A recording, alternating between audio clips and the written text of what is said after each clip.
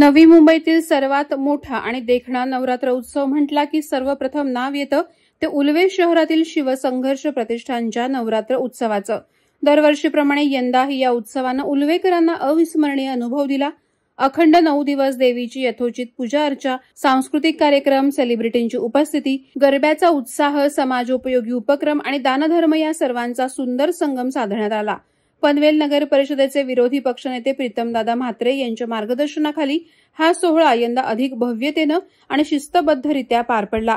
संपूर्ण आयोजन सुरळीत आणि देखणं होण्यासाठी शिवसंघर्ष प्रतिष्ठानचे पदाधिकारी, सदस्य तसंच महिला मंडळानं अहोरात्र परिश्रम घेतले।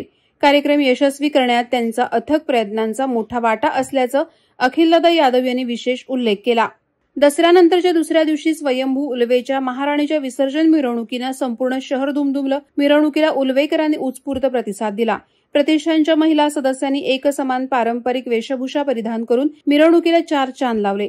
ब्रास बँडच्या जोशपूर्ण तालावर भक्तजन थिरकले, तर अखिलदादा यादव यांनी स्वतःही उत्साहात नृत्य करून उपस्थितांना भारावून टाकलं। आकाशात रंगांची आतिषबाजी सतत सुरू होती। विविध रंगांच्या फटाक्यांनी आकाश प्रकाशमय झालं होतं। क्षणाक्षणाला वातावरणात नवचैतन्य दाटत होतं। विद्युत रोषणाईनं सजलेल्या मार्गावरून मिरवणूक जात असताना उल्वे शहर अक्षरशः प्रकाशमय झालं होतं। विद्युत रोषणाईच्या लखलखाटात देवीची मूर्ती झळाळून निघत होती। विसर्जनस्थळी पोहोचल्यावर देवीच्या प्रतिमेचा निरोप घेताना अनेकांच्या डोळ्यात अश्रू तरळले।